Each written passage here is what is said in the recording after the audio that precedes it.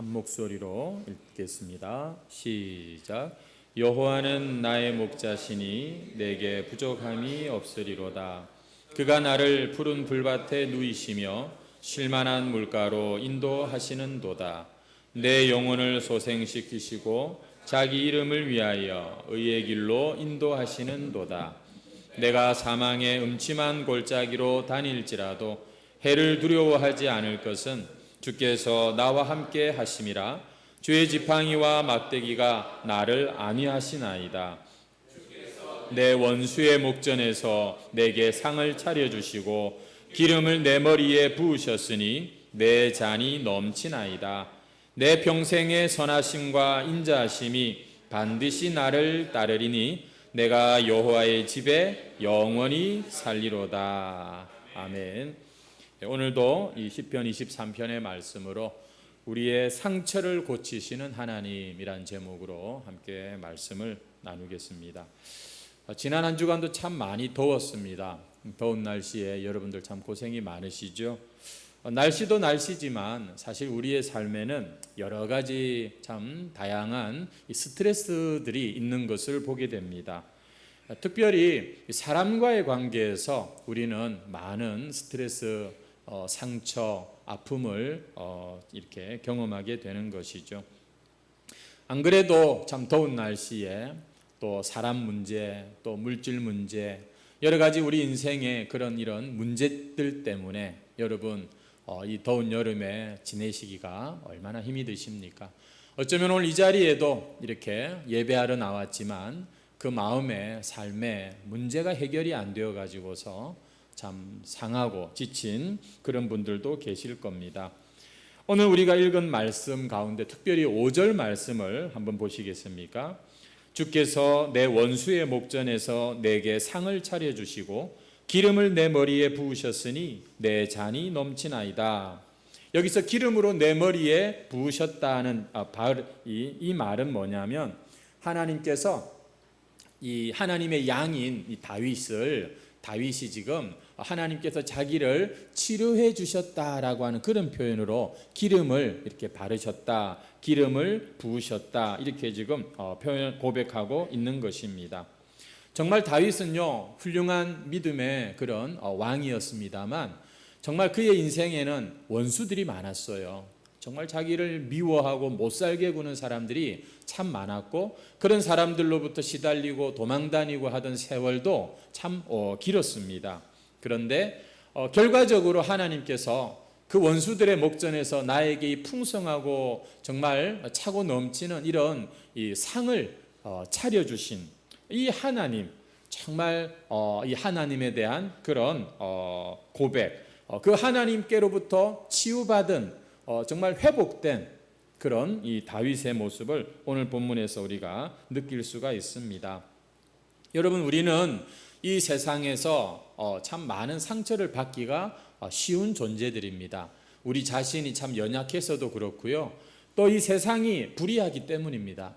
이 세상엔 참 죄가 많고 참 이 득세하는 그런 이 세상이지 않습니까? 이런 곳에서 우리는 갑자기 불의의 사고를 당하여서 그게 평생의 상처가 되기도 하고 또 혹은 질병으로 혹은 돈 때문에 이런저런 상처를 받는데 특별히 사람들로부터 받는 상처, 이게 참 우리 인생에 보면 다 스트레스인 것 같아요. 전에 말씀드렸습니다만 제가 우리 교회 어느 청년한테 그렇게 오래전에 물은 적이 있거든요. 참 직장 생활 잘 하는데 뭐가 힘드냐고. 사람이 힘들대요. 직장 안에서 사람 때문에 겪는 고초가 크다, 이런 고백을 제가 들은 적이 있습니다. 사실 여러분이 인간관계는요 성경을 보니까 하나님이 인생에 주신 축복이었어요. 하나님이 사람들이 정말 이 관계를 통해서 더 행복하라고, 그래서 사람의 독채하는 것이 하나님 보기에 좋지 않으니까 짝지도 붙여주시고 도울 자도 붙여주시고, 여러분 사람은 사실 우리 인생의 축복입니다. 우리는 또 그런 것들을 경험하고요. 하지만 또 반면에 그 좋은 관계가 우리에겐 참 죄성 때문에 그런 것일까요? 내가 의도를 하지 않았음에도 불구하고 때로는 오해를 주기도 하고 피차 서로 간에 상처를 주고받으면서 관계가 참 너무 힘든 이런 경우가 많은 것이죠. 오늘 우리가 생각할 말씀은 이러한 우리 인생에 하나님께서 그 상처들을, 관계로 인한 상처든지 무엇으로 인한 그런 스트레스든지 하나님이 고쳐주신다는 그런 말씀이 되겠습니다. 오늘 하나님께서 여러분의 이 온갖 스트레스와 상처를 처방하시는 이 말씀을 들으면서 여러분 꼭 오늘 나의 마음을 만져주시고 고쳐주시는 하나님을 만나는 주일이 되시기를 주의 이름으로 축원합니다. 먼저 하나님의 처방의 말씀을 살피기 전에 우리가 어떤 그런 어려움을 겪게 될 때, 문제를 만나고 내가 상처를 입었을 때 여러분 우리가 해서는 안 되는 행동들이 있다는 것을 먼저 말씀을 좀 나누도록 하겠습니다. 왜 그런가 하면 그런 안 그래도 힘든 상황 가운데 우리가 잘못된 반응을 하게 되면 문제를 해결하는 것이 아니라 오히려 더 문제를 복잡하게 만들고 더 마음이 힘들어지기 때문입니다. 여러분, 혹시 여러분에게 상처가 생겼을 때, 문제가 생겼을 때 무엇을 해서는 안 되느냐? 첫 번째는요, 방치하면 안 됩니다. 방치, 내버려 둔다는 거잖아요.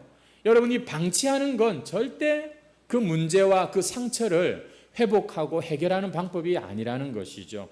마치 우리가 신발 속에 자그마한 뭐랄까요, 모래 알갱이가 계속해서 우리의 이 발을 괴롭히는데도 어쩔 수 없이 계속 걸어가야 하는 바로 그런 모습을 떠올려 봅니다. 여러분, 이게 자연히 해결이 안 됩니다. 계속해서 나의 이 걸음을 참 불편하게 하는 건데도 그걸 이렇게 중단하고 빼내지 않고 계속 걸어간다고 생각해 보십시오. 이게 얼마나 어리석은 행동입니까? 어떤 사람은요, 그런 분도 있더라고요. 그런 일을 겪었는데도 불구하고 괜찮으세요? 라고 물으면 괜찮아요. 나는 아무 문제 없어요. 나는요 그런 걸로 상처 안 받는 사람이에요. 이렇게 굉장히 어떤 그런 충격과 혹은 어떤 그 상처를 너무 쉽게 그렇게 생각하고 자신의 느낌마저도 부정하는 이런 경우에 분들이 있는 것을 봅니다. 분명히 저 사람 그 말에 상처받았을 텐데, 분명히 그 사람과의 그런 갈등 속에 분명히 마음에 어떤 아픔이 있을 텐데 나 괜찮아, 난 상처받은 적 없어 라 듣고 말을 한다든지, 아니면 그 정도쯤이야, 할 수 있어, 별거 아니야, 이렇게 어떤 문제를, 그 상황을 이렇게 축소시킬 때 여러분 잘 생각해 봐야 됩니다. 우리가 문제를 그냥 이불 속에다가 감춰놓고 그냥 덮어버리고 그것을 정면 승부하지 않고 해결하려고 하지 않는 그런 어떤 이 모습은 아닌지 여러분 우리 자신을 한번 잘 살펴볼 수 있어야 됩니다. 왠지 우울하고 분명히 지금 내 삶이 예전 같지가 않은데 진짜 그 문제를 정확하게 볼 용기가 없을 때 우리는 방치합니다. 그리고 나의 그런 감정을 그냥 무시하고 넘어갑니다. 이런 거 절대 도움이 안 됩니다. 여러분, 세월이 약이겠지요 라는 말이 있지 않습니까? 어떤 건 그런 게 있을 수도 있지만 절대 우리의 상처는 우리 안에서 내버려 두면 여러분 절대 해결이 되는 게 아닙니다. 오히려 일찍 발견하지 못하였을 때 그 병이 악화가 되는 것처럼, 여러분 암을 일기에 발견하는 것과 그래서 처리하는 것과 말기에 발견하는 건 엄청난 차이가 있는 것처럼 여러분 우리 안에 이 문제를, 이 상처를 미련하게 계속 키우면 안 됩니다. 방치하면 안 된다는 것이죠. 그리고 또 우리는 그런 상처를 받았을 때 도망가서도 안 됩니다. 도망간다고 생각하니까 여러분은 뭐가 딱 떠오르세요? 어떻게 바깥으로 막 이렇게 달리기 하는 것을 생각하실 수 있는데, 여러분 우리가 문제 앞에서, 상처 앞에서 도망을 친다는 건 어떤 의미냐면 뭔가에 빠지는 것을 말합니다. 예를 들면 영화에 빠지고 텔레비에 빠지고 혹은 게임에 빠지고, 이게 뭐라고요? 우리 인간이 도망하는 모습이에요. 피하는 겁니다. 또 좀 더 심해지면은요, 도박에 빠지고 알코올에 빠지고 마약에 빠지고, 여러분 이런 것들이 다 뭐 하는 거라고요? 도망가는 거예요. 하나님이 나에게 주신 인생이고 정말로 너무나 소중한 나의 삶인데 그런 것을 지금 생각하지 않고 그냥 자신의 삶을 그렇게 도망자로 사는 것이 바로 이 중독된 모습이라는 것이죠. 여러분, 이것들의 문제가 뭡니까? 나중에 그것이 끝나고 난 뒤에 다시 정신을 차리고 다시 돌아오면 문제가 해결이 됩니까? 여전히 문제는 그대로 있다는 것입니다. 여러분, 우리가 상처받을 때 해서는 안 되는 것이 또 하나가 숨기지 말아야 합니다. 여러분, 주보에는 한 글자만 딱 쓰시면 됩니다. 숨기지 말아야 됩니다. 어떤 사람은 보면은 도망 안 쳐, 또 방치 안 해.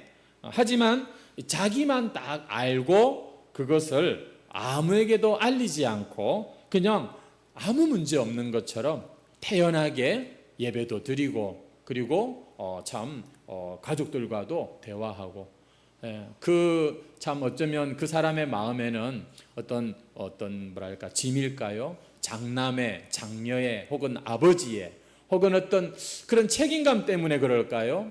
자기의 그 아픔과 문제들을 얘기하지 않습니다. 참 짠한 모습이지요. 그런데요, 그게 절대 지혜로운 방법이 아니라는 겁니다. 아이고, 좋은 일이라고 제가 떠벌려요. 제가요, 이 얘기하면 그 얘기 듣는 사람도 같이 힘들어지고, 아이고, 그냥 내만 알면 되죠. 라고 선한 마음으로 그렇게 생각하지만, 여러분, 그건 미련한 겁니다. 여러분, 건강하고, 저희가 지금 이 목장교회를 자꾸 하려고 하는 이유는 뭐냐면요, 여러분, 우리가 교회 생활할 땐 하나님을 상대하는 것이 제일 중요합니다. 이 예배는 지금 여러분, 저희 목사를 상대하는 자리가 아니라 하나님의 말씀을 들으며 하나님을 생각하는 시간이죠. 하지만 신앙은 이것만 갖고 안 되는 거예요. 또한 우리가 건강하고 정말 성숙한 공동체는 자신의 문제를 심지어 가족한테도 말할 수 없는 것을 내 지체들에게 이렇게 저렇게 얘기할 수 있다면, 여러분, 그것이 바로 하나님께서 정말 기뻐하시는 공동체의 모습이고, 하나님께서는 그렇게 우리를 치료하시면서 고쳐 주신다는 것이죠.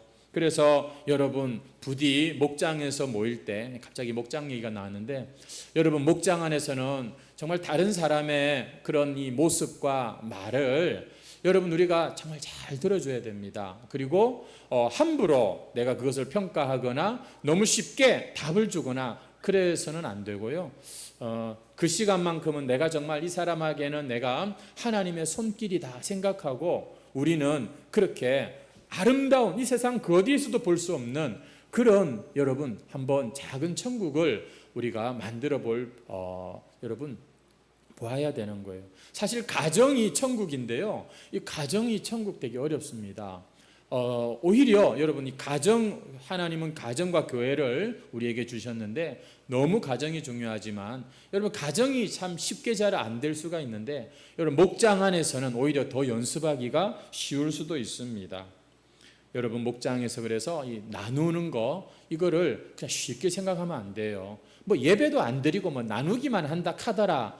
여러분, 예배는 이 시간에 똑바로 드리시면 되고요, 그 시간에는 정말 여러분 마음을 열고 한번 나눠보십시오. 그래서 누군가 입에서 정말 혼자만 끙끙 앓는 그 얘기가 나올 때, 여러분, 오히려 우리는 그곳에서 하나님의 치유를 경험하는, 하나님을 경험하는 그런 일이 일어나기 때문에 우리는 목장교회를 이렇게 추구하고 있는 것이죠. 여러분의 목장이 이런 진정한 공동체가 되기를 축복합니다. 누군가 그런 마음의 소원을 가지고, 하나님, 우리 목장이 그런 목장 되고 싶습니다.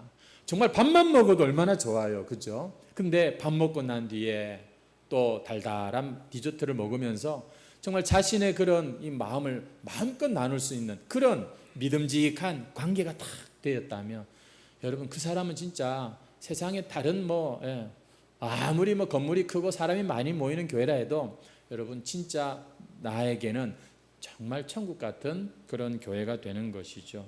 숨기면 안 됩니다. 이렇게 자꾸 얘기할 수 있어야 합니다. 오늘 이 중에 아마 그런 분이 계실지 몰라요. 아이고, 내 문제는 그냥 나만 일이 힘들면 되지. 여러분, 꺼내놓으셔야 돼요. 그건 지혜로운 방법이 아닙니다. 그리고 네 번째는 뭐냐면, 염려하는 것이 말아야 합니다. 사람이 왜 염려를 하는지 아십니까? 저거 이렇게 되면 좋겠는데 내 마음대로 그게 안 되는 거예요. 그러니까 이게 염려가 되고 근심이 되는 것이죠.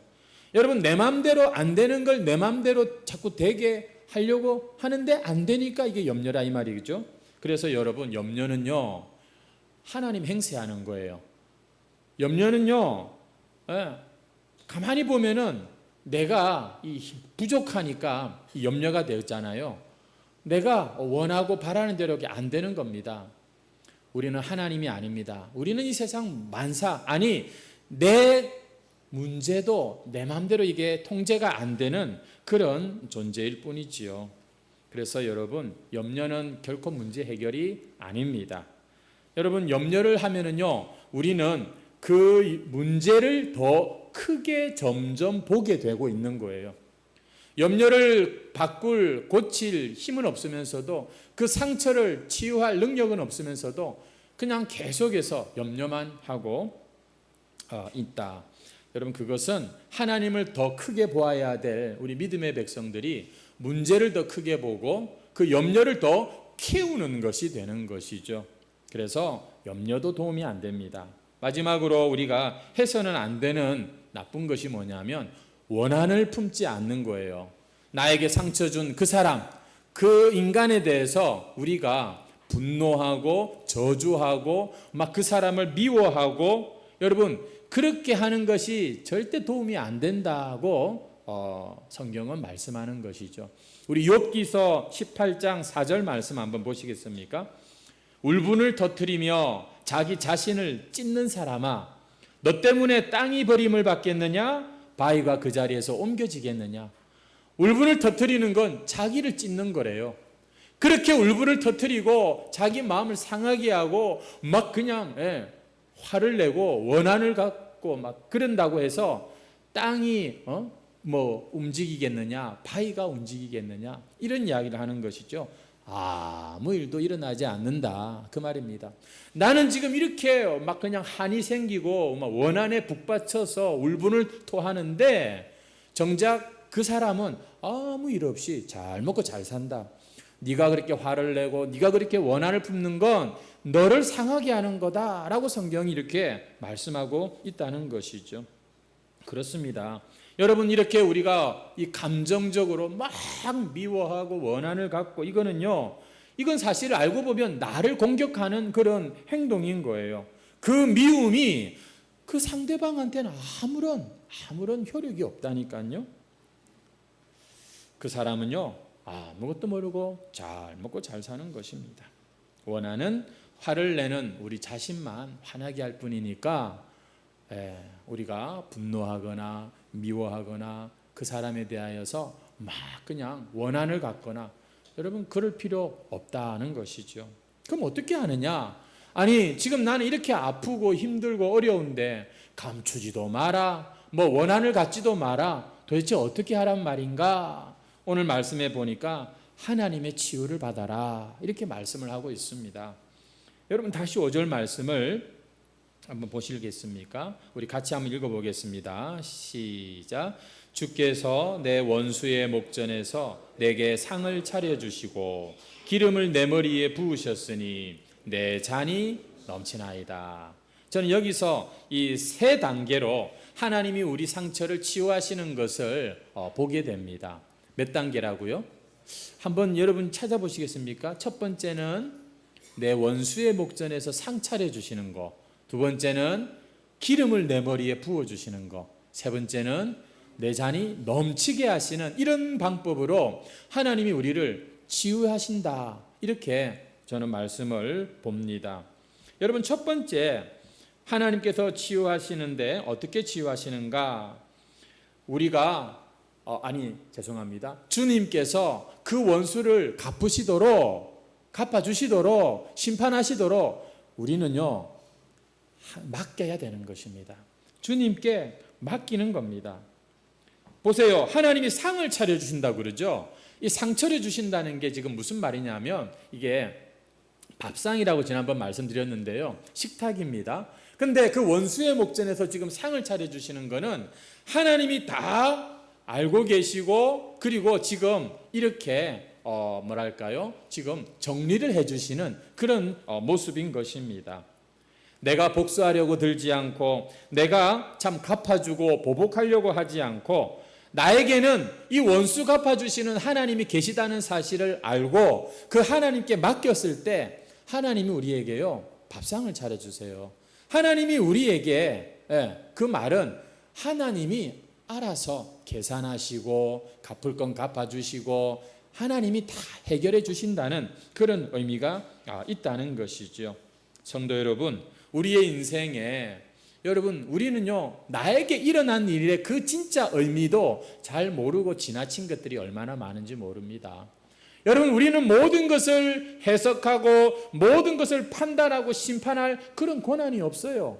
우리는 그런 존재가 아닙니다. 오직 이 모든 것을 정확하게 판단하시고 심판하실 분은 하나님 한 분밖에 없는 줄 믿습니다. 그래서 우리는 우리 인생에 일어나는 어떤 억울한 일, 어떤 답답한 일조차도 내가 그걸 판단하고 심판하기보다 하나님께 자꾸 맡겨야 돼요. 하나님 아시죠? 하나님께 자꾸 그거를 드려야 돼요. 정말 하나님이요 다 계수하시고 계산하신 뒤에 나중에 그거 다 갚아주십니다. 여러분 이 목자의 인도를 받는 양들은요 적이 참 많아요. 사자, 이리, 늑대, 여우, 심지어 뱀 같은 것도요 이 양들에게는 굉장히 위협이 된답니다. 그런데요 여러분 진드기 같은 이런 자그마한 꼬물꼬물거리는 이런 벌레 같은 것도 이 양들에게는요 아주 굉장히 귀찮은 존재고 되게 막 그 양들을 괴롭히는 그런 적들이라고 할 수 있습니다. 이 양들이 보면 감염이 막 일어나는데 그런 이 작은 벌레들로 인하여서 생긴다는 것이죠. 하지만 양들은 그런 것을 정말 이렇게 이기고 해결하기엔 강한 이빨도 없고 튼튼한 두 다리도 아니고 뭔가 싸워서 이길 그런 존재가 아니라는 거예요. 무슨 얘기인가? 양은요 보호자가 필요한 존재고 그 말은 보호자가 있다는 겁니다. 여러분의 인생에 별로 대책이 없으시지 않나요? 여러분은 워낙 똑똑하셔서 노후도 잘 설계하시고 주식도 보면 이렇게 하시고 아마 여러분들 재정 상황은 좀 이렇게 든든하십니까?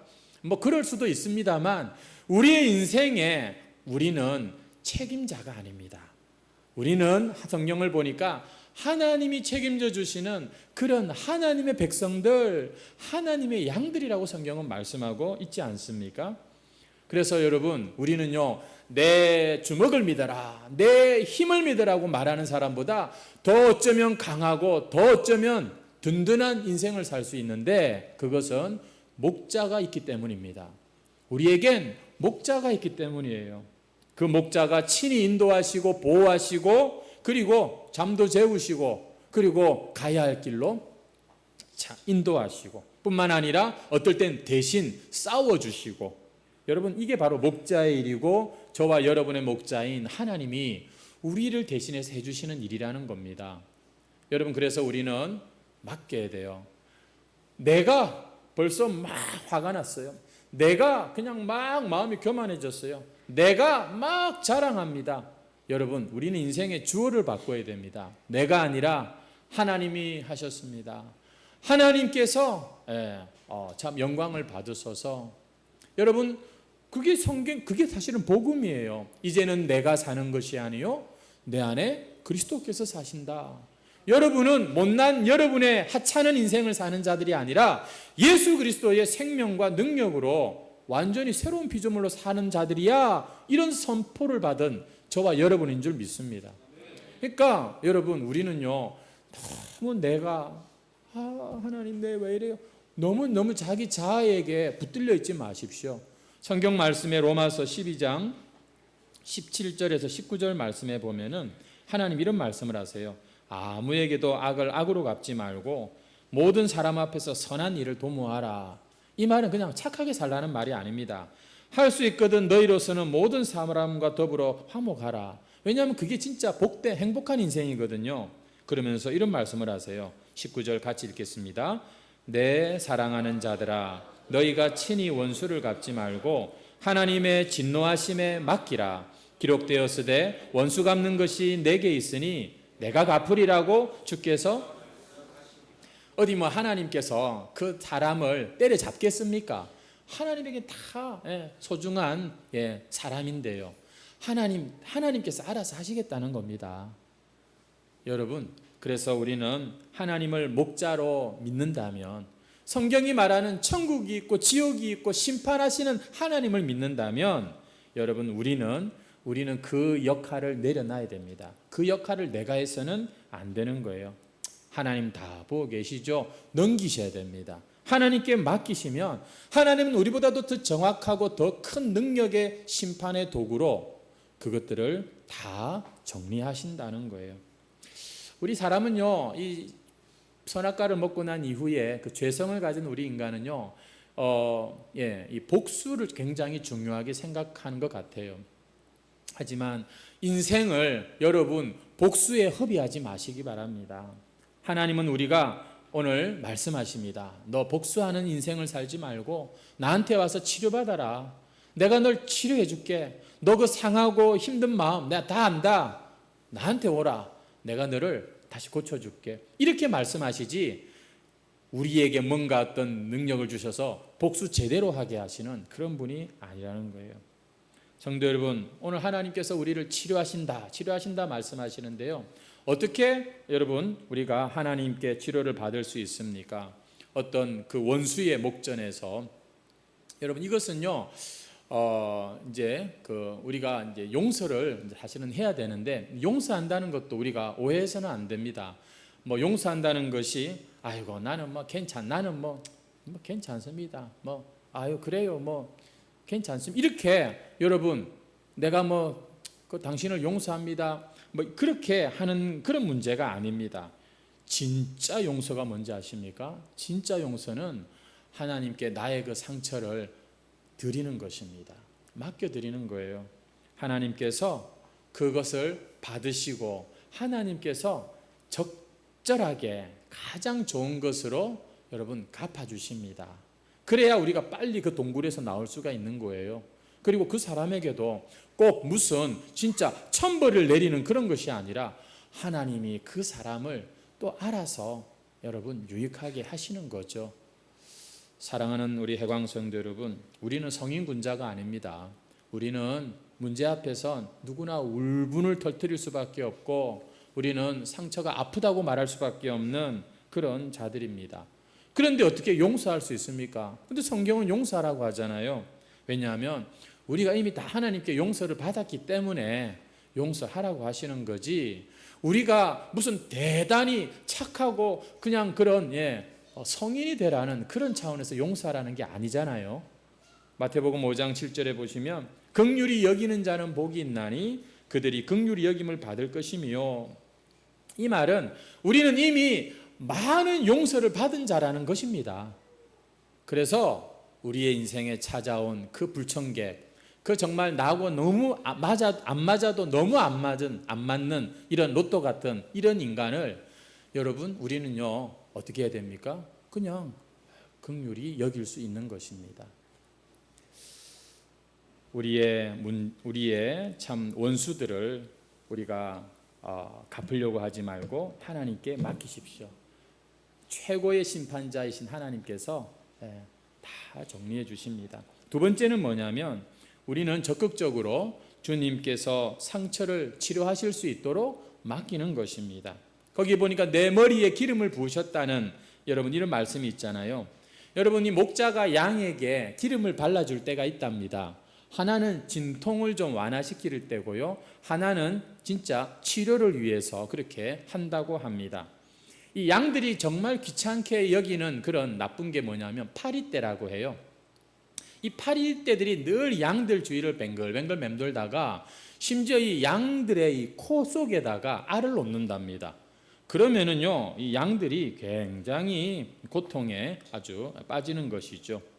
그래서 가끔씩 여름철에 양들이 보면은 그 머리를 바위에다가 쿵쿵 찢는 그런 모습이 있는데, 그게 학자들 얘기는 바로 그런 현상 때문이라는 거예요.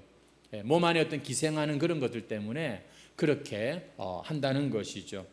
마치 우리의 삶에 사소한 것들이 정말 뱅글뱅글 우리 주변을 돌면서 힘들게 하는 것과 비슷하지 않습니까?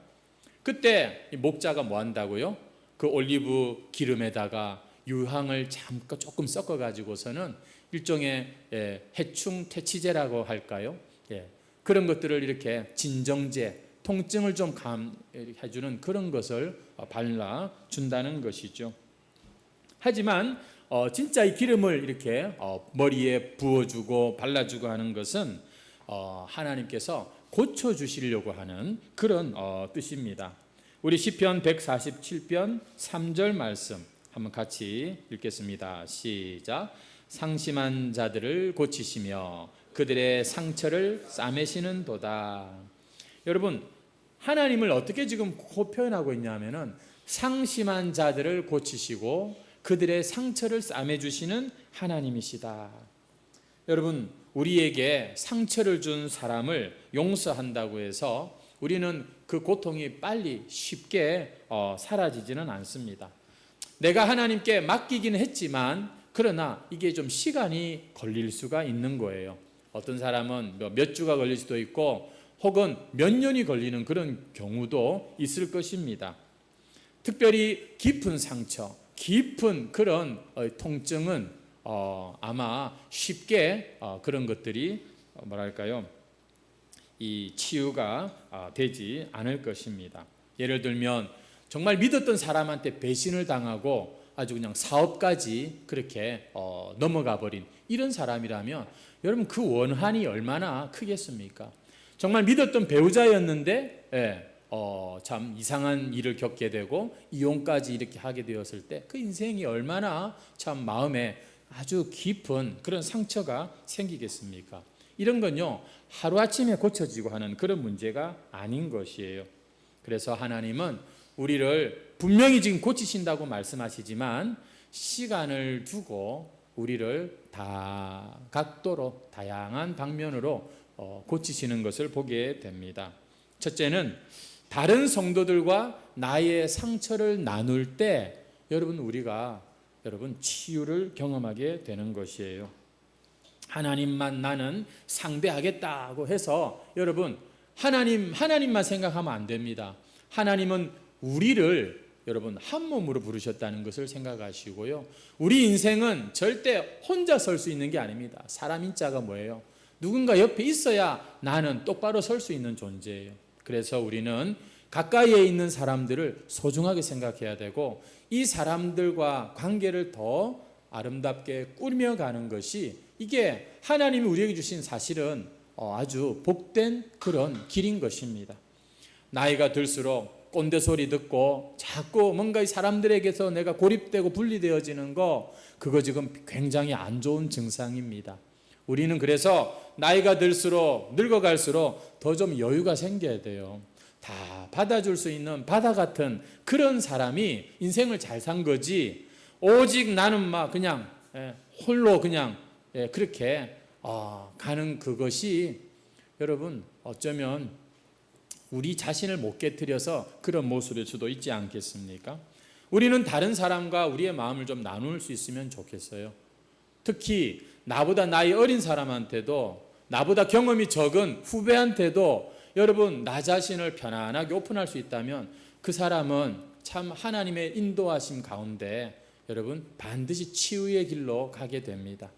인생을 살면서 왜 언제부터인가 나한테 이런 짐들이 많아졌는지 그냥 책임을 져야 되고 그냥 나는 어른의 자리에 있어야 되고 그런데요 우리는 그럴 수 있는 그런 이 힘이 없어요.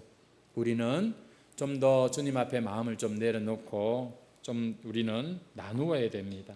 마음이 힘들다 어렵다 얘기 좀 할 수 있어야 되는 것이죠. 여러분 주변에 친구가 있으세요? 마음 편하게 얘기할 수 있는 친구 또 우리가 만드는 것이죠. 하지만 가장 좋은 것은 뭐냐면 기도를 통해서 치유를 받는 것입니다. 왜냐하면 사람은요 아직 우리가 아무거나 말할 수 있는 그런 사람들이 많지 않거든요. 여러분 우리가 치유를 경험하기 원하십니까? 그러면 반드시 우리는 우리 속에 있는 것을 꺼내어 놓아야 합니다. 그걸 토설한다 라고 말하는데 쉽게 말하면 기도한다 이렇게 말합니다. 기도도요 여러분 말을 꺼내어서 하십시오. 그냥 이 생각으로만 하지 마시고요. 뒤죽박죽이 되더라고요. 저도 생각만으로 그냥 기도하면요, 이게 내 생각인지 마귀가 주는 생각인지 이게 헷갈릴 때가 많습니다. 말을 꺼내십시오. 그렇게 자꾸 입 밖으로 내십시오. 우리가 하나님께 자꾸 그런 것을 꺼내놓지 않으면요, 그게 내 몸을 상하게 하는 것입니다. 신앙의 사람 다윗, 지금 우리가 다윗의 시를 보고 다윗이 어떤 사람인지를 잘 아는데요, 제가 이 다윗의 인생을 사실은 여러 번 공부를 했습니다. 다윗은요, 결론적으로 한마디로 바로 이 사람이 이런 사람입니다. 어떤 사람이냐? 따라합시다. 정직한 사람, 솔직한 사람. 누구한테요? 하나님께. 다윗은요, 시편을 보면은 막 하나님 저 인간 가만히 두지 마세요, 막 그렇게 막 고백하는 것도 나와요. 다윗은 하나님 앞에 정말 아무것도 감추지 않았어요. 있는 것 그대로 다 얘기합니다. 사실이 그렇지요. 하나님이 다윗을 뭘 모르시는 게 뭐가 있겠습니까?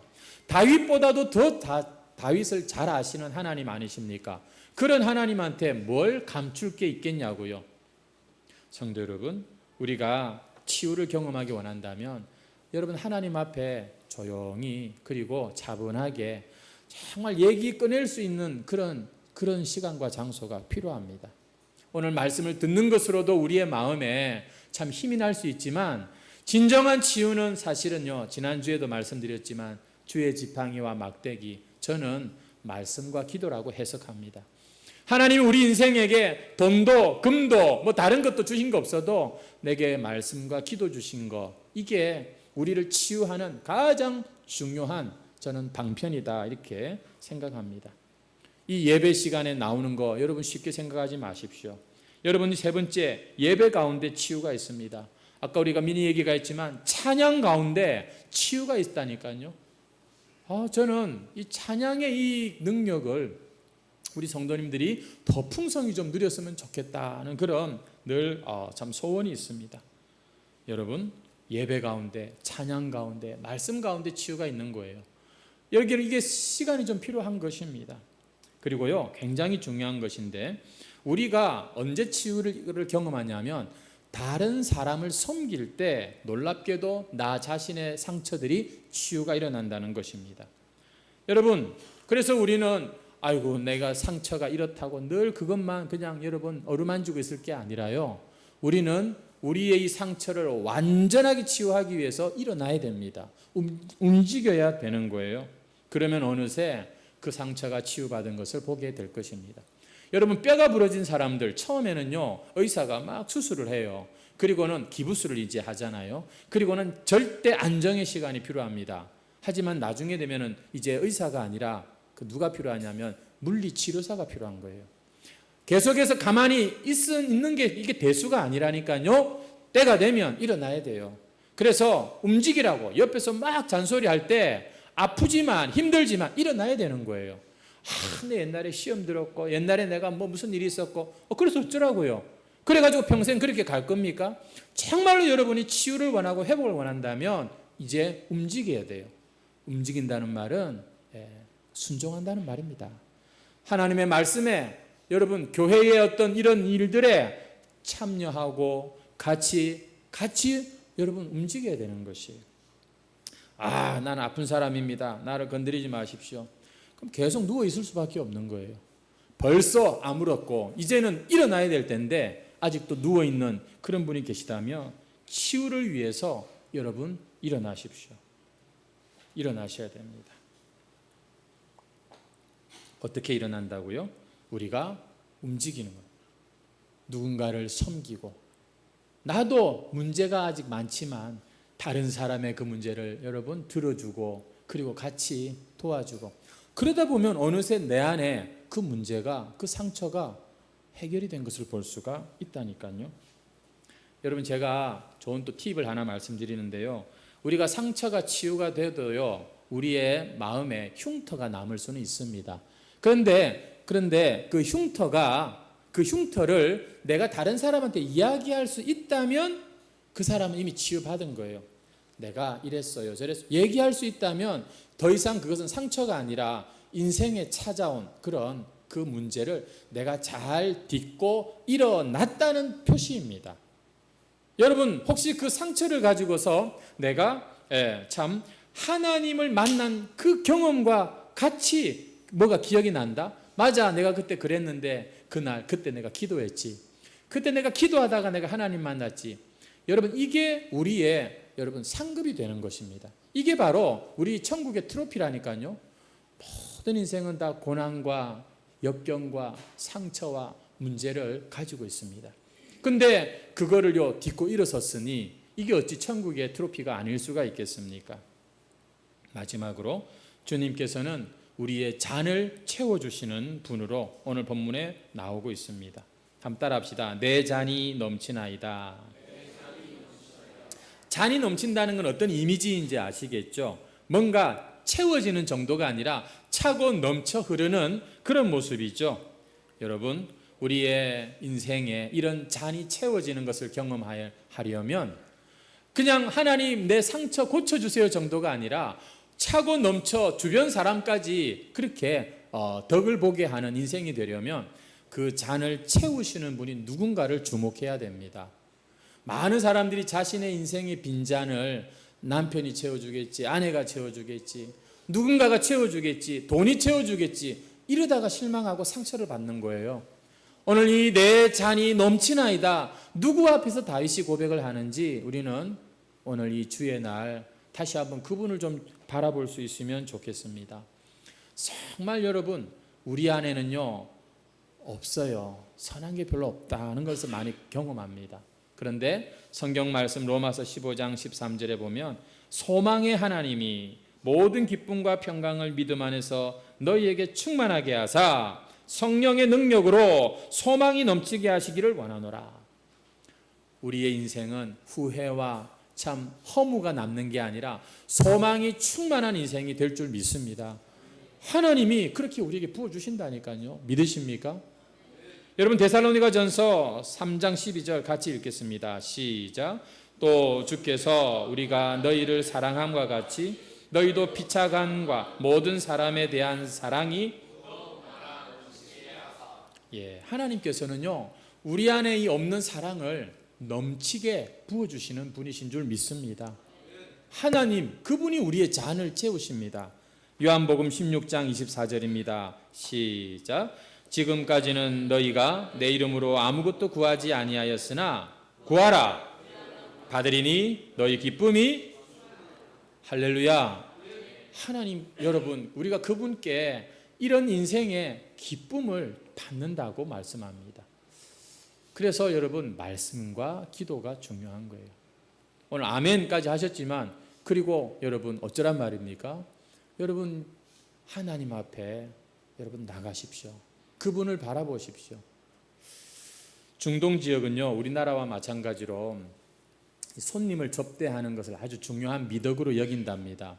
우리나라도 보면 저 사랑채 이런 데다가 이렇게 손님을 모시기도 하는데 이 중동 지역은 옛날부터 손님을 접대를 하는데 손님을 반드시 이제 식사 자리에 초대를 하고요. 그 손님의 잔에다가 계속해서 그 빈잔을 채워준답니다. 누가요? 주인이. 그런데 재미난 일은 그 손님과의 그 어떤 관계 속에 이제 더 이상 주인이 그 잔을 채워주지 않는 경우가 있답니다. 그러면 그 말은 이제 당신은 이제 가시라는 그런 아주 뭐랄까요? 그런 어떤 표현이라는 것이죠. 오늘 본문에 내 잔이 넘치나이다 이 말은요. 이 어떤 의미가 있냐면은 당신은 가지 마시고 그냥 여기 계속해서 머물러 있으십시오라는 그런 뜻이랍니다. 그런 차원에서 잔을 넘치도록 부어주신다고 그렇게 이야기를 하는 것이죠.